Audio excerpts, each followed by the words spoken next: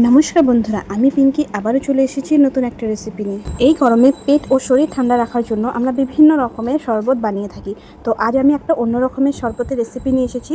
তো চলো তাহলে রেসিপিটা দেখে নেওয়া যাক। প্রথমে আমি একটা মিক্সি জার নিয়ে নিয়েছি, তার মধ্যে দিয়েছি পুদিনা পাতা, আইস কিউব, একটা লেবুর রস, জিরে গুঁড়ো, নুন ও 2 থেকে 3 চামচ চিনি দিয়ে ভালো করে ব্লেন্ড করে নেব। কিছু আদার টুকরো ইউজ করেছি।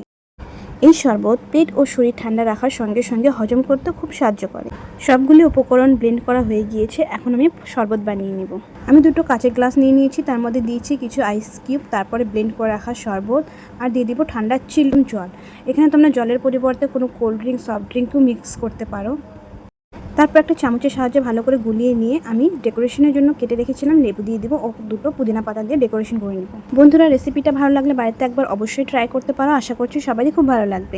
ভিডিওটা ভালো লাগলে লাইক, কমেন্ট, শেয়ার করার অনুরোধ রইল। আমি আবারও ফিরে আসবো নতুন একটা রেসিপি নিয়ে।